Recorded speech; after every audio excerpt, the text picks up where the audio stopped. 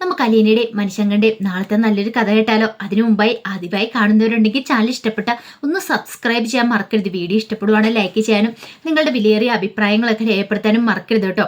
അങ്ങനെ നാളത്തെ കഥയിൽ രേവതിക്കുട്ടിയെ വിളിക്കാനായിട്ട് ത്യാഗഭനിലെ സിസ്റ്റർ അങ്ങോട്ട് എഴുന്നേറ്റ് പോയി. ഈ സമയം രമേശൻ നായർ ഇങ്ങനെ ആലോചിക്കുകയാണ്, ഒരു പക്ഷെ പാലാരിവട്ടത്ത് താൻ അന്വേഷിച്ച് വന്ന പെൺകുട്ടി ഉണ്ടായിരിക്കുമോ എന്നൊരു ചിന്തയുണ്ട്. പക്ഷെ സിസ്റ്റർ പറഞ്ഞ അനുസരിച്ച് അവൾക്ക് അത്രമാത്രം പ്രായമൊന്നുമില്ല. പക്ഷെ അവർ പറയണ 10-36 വയസ്സുണ്ടെന്നാ, ഒന്നും അങ്ങോട്ട് പിടികിട്ടുന്നില്ല. അങ്ങനെയാണെങ്കിൽ ഈ പാലാരിവട്ടത്തോളം മാമച്ചനൊക്കെ തന്നോട് കള്ളത്തരം പറഞ്ഞാണോ എന്നൊരു ചിന്തയായിരുന്നു രമേശൻ നായരുടെ മനസ്സ് നിറയെ ഉണ്ടായിരുന്നേ. ആ സമയം സിസ്റ്റർ അകത്തേക്ക് എന്ന് ഫോൺ എടുത്ത് നേരെ പാലാരിവട്ടത്തേക്ക് വിളിക്കുകയാണ്. അങ്ങനെ ത്യാഗഭവനിലെ സിസ്റ്ററാന്ന് അറിഞ്ഞു കഴിഞ്ഞപ്പം രേവതിക്കുട്ടിക്ക് ഭയങ്കര സന്തോഷമായി. അപ്പം ചിന്നുമോളോട് സംസാരിക്കാമല്ലോ. അങ്ങനെ സിസ്റ്റർ വിളിച്ചിട്ട് ചിന്നുമോളെയും കൂടെ വിളിച്ചു. അപ്പം ചിന്നുമോളുടെ ഫോൺ കൊടുത്തു. ചിന്നുമോള് സംസാരിച്ചു. അതെ, രേവതി ആൻറ്റി എന്നെ എടുക്കുമെന്നൊക്കെ ചോദിച്ചു. കുറേ വിശേഷങ്ങളും കാര്യങ്ങളൊക്കെ തിരക്കുന്നുണ്ട്. അപ്പോഴേക്കും രേവതിക്കുട്ടി പറഞ്ഞു, അതെ ആൻറ്റിക്ക് ഇവിടെ സുഖമാണ്, മോൾക്ക് അവിടെ സുഖമാണെന്ന് ചോദിച്ചു. എനിക്കിവിടെ സുഖമാണ്, എനിക്ക് രേവതി ആൻറ്റിയെ കാണാൻ കൊതിയാവുന്നുണ്ട്. അങ്ങനെയൊക്കെ ചിന്നുമോൾ ഇങ്ങനെ വാദോരാതെ സംസാരിച്ചുകൊണ്ടിരുന്നു. ഇത്തിരി കഴിഞ്ഞപ്പോഴത്തേനും സിസ്റ്റർ ഫോൺ വാങ്ങി. ഇനിയിപ്പം ഞാൻ ഇച്ചിരി സംസാരിക്കട്ടെ എന്ന് പറഞ്ഞു. അതിനുശേഷം രേവതിക്കുട്ടിയുടെ കാര്യങ്ങളൊക്കെ തിരക്കുവാണ്. അതെ, നീ ഇപ്പോഴും പാലാരിവട്ട് തന്നെയല്ലേ എന്ന് ചോദിച്ചു. അതെ, എന്താ സിസ്റ്റർ അങ്ങനെ ചോദിച്ചേ? അല്ല, നിന്നെ തിരക്കി ആരെങ്കിലും അവിടെ വന്നായിരുന്നു എന്ന് ചോദിച്ചു. എന്നെ തിരക്കോ? എന്നെ തിരക്കി ആരും ഇങ്ങനെ ഇവിടെ വന്നിട്ടില്ല എന്ന് പറയണം. അത് കേട്ടപ്പോൾ സിസ്റ്ററിനൊരു സംശയം. അപ്പോഴേക്കും രേവതി കൂടി ചോദിച്ചു, എന്താ സിസ്റ്റർ അങ്ങനെ പറഞ്ഞേ? അല്ല, നിന്നെ തിരക്കി ഒരാൾ ഇവിടെ വന്നിട്ടുണ്ടായിരുന്നു, സ്നേഹനികേതനത്തിൽ പോയിട്ടുണ്ടായിരുന്നു, പിന്നെ അവിടുന്ന് പാലാരി വട്ടത്ത് വന്നിട്ടുണ്ടായിരുന്ന പറഞ്ഞ്, പിന്നീട് നേരെ ഇങ്ങോട്ടേക്കാണ് വന്നേ. നിന്റെ പ്രായത്തിലുള്ള ഒരു പെൺകുട്ടി അന്വേഷിച്ച വന്നിരിക്കുന്ന ഒരു രമേശൻ നായർ അന്വേഷിച്ച് വന്നിരിക്കണം എന്നൊക്കെ പറഞ്ഞു. അവിടെ വന്നായിരുന്ന പറഞ്ഞേ പാലാരിവട്ടത്ത് വന്നു കഴിഞ്ഞപ്പോൾ അവർ പറഞ്ഞേ രേവതിക്കുട്ടി എന്ന് പറയുന്ന ആള് കുറച്ച് പ്രായമുള്ള ആളാന്നൊക്കെ പറഞ്ഞു വിട്ടെന്ന് പറഞ്ഞു. ഇതൊക്കെ കേട്ട് കഴിഞ്ഞപ്പോൾ രേവതിക്കുട്ടിക്ക് അത്ഭുതമായി. അങ്ങനെ പറഞ്ഞോ? മാമച്ചാനങ്ങളും അതുപോലെ ഗ്രേസമാൻറ്റി അങ്ങനെ വരാൻ വഴിയില്ലല്ലോ. പിന്നീട് സിസ്റ്റർ പറഞ്ഞു, എന്നാൽ ശരി, നീ അവിടെ ഉണ്ടോയെന്നൊന്ന് ഉറപ്പിക്കാൻ വേണ്ടിയിട്ട് ഞാൻ വെച്ചേക്കാന്ന് പറഞ്ഞുകൊണ്ട് അങ്ങനെ കോള് കട്ട് ചെയ്തു. പിന്നീട് നേരെ രമേശൻ്റെ അടുത്ത് വന്നിട്ട് പറഞ്ഞു, അതെ ഞാൻ പറഞ്ഞില്ലേ അവൾ അവിടെ തന്നെ ഉണ്ട്, രേവതിക്കുട്ടി. അവൾക്ക് ഈ പറയുന്ന പ്രായമൊന്നുമില്ല, 10-18 വയസ്സ് കഴിഞ്ഞിട്ടുള്ളൂ. അവൾക്ക് അധികം പ്രായമൊന്നുമില്ല, അവളിപ്പോഴും ആ വീട്ടിൽ തന്നെ ഉണ്ടെന്ന് പറഞ്ഞു. അത് കേട്ടപ്പോൾ അയാൾ പറഞ്ഞു, അല്ല അങ്ങനെയാണ് പിന്നെ എന്തുകൊണ്ടായിരിക്കും അവൾ ആ വീട്ടിലില്ല എന്ന് പറഞ്ഞേ. സിസ്റ്റർ പറഞ്ഞു, ചിലപ്പോൾ അവർക്ക് ചിലപ്പോൾ പറയാൻ മടിയുണ്ടായിരിക്കും, അവൾ ആ വീട്ടിലുണ്ടെന്ന് പറയാനായിട്ട്. അതുകൊണ്ടായിരിക്കും ചിലപ്പോൾ അവരത് മറച്ചു വെച്ചെന്ന് പറഞ്ഞു. അല്ല, നിങ്ങൾ അന്വേഷിച്ചു വന്ന പെൺകുട്ടി അത് തന്നെയാണെന്ന് ഉറപ്പുണ്ടോ? ആ സമയത്ത് രമേശൻ നായർ പറഞ്ഞു, എനിക്ക് തോന്നേ അത് തന്നെയാണെന്നാ സംശയം. അങ്ങനെ എൻ്റെ മനസ്സിലെ വിചാരം എന്നൊക്കെ പറഞ്ഞു. ശരി, നിങ്ങൾ ആ വഴിക്കൊന്ന് അന്വേഷിച്ച് നോക്കാൻ പറഞ്ഞു. അങ്ങനെ അവിടുന്ന് രമേശൻ നായർ ഇറങ്ങി. ഈ സമയത്ത് രേവതിക്കുട്ടി ഇങ്ങനെ ആലോചിച്ചു, ഒരു പക്ഷേങ്കിൽ തന്നെ അന്വേഷിച്ച ആരോ ഇവിടെ വന്നിട്ടുണ്ട്. അങ്ങനെ വന്നുകൊണ്ടാണ് അങ്കിളിനും ആൻറ്റിക്കും വിഷമമായത്. അതുകൊണ്ടാണ് അവർ തന്നോട് ഇങ്ങനെയുള്ള കാര്യങ്ങളൊക്കെ ചോദിച്ചത്. തന്നോട് പക്ഷെ ആ കാര്യങ്ങളൊന്നും ഇതുവരെയായിട്ടും അവർ ചോദിച്ചില്ല, തന്നോടെല്ലാം മറച്ചു വെച്ചു. അലീന ചേച്ചിയെപ്പോലെ തനിക്കൊരു അവകാശം ഉണ്ടായിട്ടുണ്ടെങ്കിൽ താൻ അവരോടൊപ്പം പോകുമെന്നൊക്കെ ചോദിച്ചു. പക്ഷെ ഇതവരോട് ചോദിക്കാതിരുന്നിട്ട് കാര്യമില്ലല്ലോ, ചോദിക്കണമല്ലോ എന്ന് കരുതിയിട്ട് രേവതിക്കുട്ടി മാമച്ചൻ്റെ ഗ്രേസമ്മയുടെ അടുത്തേക്ക് വന്നു. ചെന്ന് കഴിഞ്ഞിട്ട് ഗ്രേസമ്മയോട് ചോദിച്ചു, ആൻറ്റി ഞാനൊരു കാര്യം ചോദിച്ചിട്ടുണ്ടെങ്കിൽ നിങ്ങൾ സത്യം പറയുമെന്ന് ചോദിച്ചു. അപ്പോഴേക്കും മാമച്ചൻ ചോദിച്ചു, എന്ത് സത്യം? നിനക്ക് എന്ത് കാര്യം അറിയണ്ടേ? എന്നെ അന്വേഷിച്ച് ഇന്നിവിടെ ആരെങ്കിലും വന്നായിരുന്നെന്ന് ചോദിച്ചു. ഇത് കേട്ടപ്പോൾ ഗ്രേസമ്മ ഒരു ഞെട്ടലോടി മാമച്ചനെ നോക്കി. അല്ല, ആര് വന്നാ പറഞ്ഞേ? സത്യം പറ, എന്നെ അന്വേഷിച്ച് ആരോ എന്നൊരാൾ ഇവിടെ വന്നില്ലേ? അത് കേട്ടപ്പോൾ ഗ്രേസമ്മ പറഞ്ഞു, അത് പിന്നെ കള്ളത്തരൊന്നും പറയണ്ട, ഞാൻ അറിഞ്ഞെന്ന് പറയണം. എന്നെ അന്വേഷിച്ച് ചിന്നുമോള് താമസിക്കുന്ന ഓർഫനേജിലും ചെന്നിട്ടുണ്ടായിരുന്നു. അല്ല, ആരാ ആൻറ്റി, എന്താ കാര്യം എന്നൊക്കെ ചോദിക്കുകയാണ്. അപ്പോഴേക്കും മാമച്ചാനൊക്കെ തോന്നി ഇനിയിപ്പം മറച്ചു വെച്ചിട്ട് കാര്യമില്ല, ഉള്ള സത്യാവസ്ഥയൊക്കെ തുറന്നു പറഞ്ഞിട്ടേ കാര്യമുള്ളൂ. എപ്പോഴാണെങ്കിലും അവൾ സത്യങ്ങളൊക്കെ അറിയുന്നു. ഗ്രേസമ്മയ്ക്ക് മനസ്സിലായി. അപ്പോഴേക്കും ഗ്രേസമ്മ പറഞ്ഞു, അത് പിന്നെ രേവതിക്കുട്ടി പറഞ്ഞു, അല്ല ആരെങ്കിലും വന്നിട്ടുണ്ടെങ്കിൽ നിങ്ങൾക്ക് എന്നോട് സത്യാവസ്ഥ തുറന്നു പറയാലോ, നിങ്ങളെന്തിനാ എന്നോട് ഒളിച്ചു വെച്ചോന്ന് ചോദിച്ചു. ഒടുവിൽ ഗ്രേസമ്മയെ കാര്യം പറയണേ.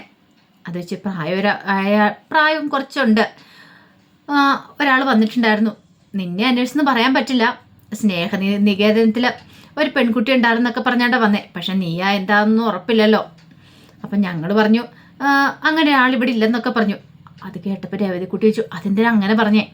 അത് പിന്നെ രേവതിക്കുട്ടിക്ക് കാര്യം മനസ്സിലായി. രേവതിക്കുട്ടി പറഞ്ഞു, എന്നെ എങ്ങാനും ഇനി അവർ കൂട്ടിക്കൊണ്ടു പോകുമെന്ന് വിചാരിച്ചാണോ? എനിക്ക് അവകാശികൾ വന്നാലൊന്ന് കരുതിയിട്ടാണോ? അതോർത്തിട്ടാണോ അങ്കിളും ആൻറ്റി അങ്ങനെയൊക്കെ പറഞ്ഞതെന്ന് ചോദിച്ചു. രേസമ്മയൊന്നും മിണ്ടിയില്ല. രേവതിക്കുട്ടി പറഞ്ഞു, എനിക്കറിയാം, അതുകൊണ്ടായിരിക്കും നിങ്ങൾ വൈകുന്നേരം വിഷമിച്ചിരുന്നല്ലേ, എന്നാലും ഇത്രയ്ക്ക് വേണ്ടിയിരുന്നില്ല. ഞാൻ അങ്ങനെ ഇട്ടിട്ട് പോകുന്നു നിങ്ങൾക്ക് തോന്നുന്നുണ്ടോ എന്നൊക്കെ പറഞ്ഞ് സങ്കടത്തോടെ രേവതിക്കുട്ടി മുറിയിലേക്ക് പോയി. രേസമ്മയ്ക്കും മാമച്ചനും ആകപ്പാടെ സങ്കടമായി. തങ്ങൾ മറച്ചു വെച്ചത് അവർക്കൊരു വല്ലാത്തൊരു കുറ്റബോധം ഉണ്ടായി. ഇനിയിപ്പോൾ അവള് എന്ത് വിചാരിക്കുന്ന ഒരു ചിന്തയൊക്കെ ഉണ്ടായിരുന്നു. രേസമ്മ പക്ഷേ മാമച്ചനെ ആശ്വസിപ്പിച്ചു. സാരമില്ല പോട്ടെ മാമച്ചായ, എത്രയാന്ന് പറഞ്ഞാലും അവളുടെ മനസ്സിലൊരു വിഷമമുണ്ടാവും, സാരമില്ല, എന്നാലും അവൾ നമ്മളെ വിട്ടിട്ട് പോലെന്ന് പറഞ്ഞില്ലേ എന്നൊക്കെ പറയാണ്. അതേസമയം കൊല്ലപ്പള്ളി വീട്ടിൽ ആകെപ്പാടെ ടെൻഷനിലായിരുന്നു. രാജീവനാണെങ്കിലും ശിവശങ്കരനും ഗംഗാധരനും ഒക്കെ. കാരണം അവർ വിചാരിച്ച പോലെ ഒന്നും അല്ല കാര്യങ്ങൾ. ഗംഗാധരൻ്റെ പിന്നെ കാര്യങ്ങളൊക്കെ നേരത്തെ അറിയായിരുന്നു.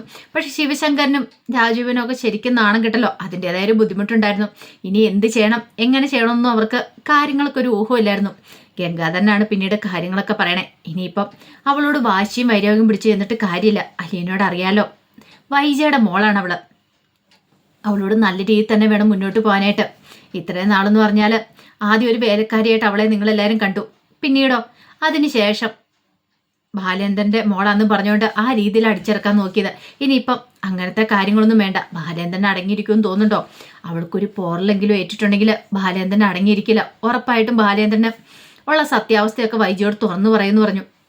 ഇത് കേട്ടോണ്ട് രാജീവ് പറഞ്ഞു, അതെ, പിന്നെ എന്ത് ചെയ്യാൻ പറ്റും? നമ്മൾ വൈജയുടെ അടുത്ത് ഇനി എങ്ങനെ സംസാരിക്കും, എന്ത് സംസാരിക്കും? കാര്യങ്ങൾക്കൊക്കെ ഒരു തീരുമാനം ഉണ്ടാക്കാം. അലീനെ എത്രയും പെട്ടെന്ന് വീട്ടിൽ നിന്ന് പറഞ്ഞു വിടാം, കടപ്പാട്ട് വീട്ടിൽ നിന്ന്.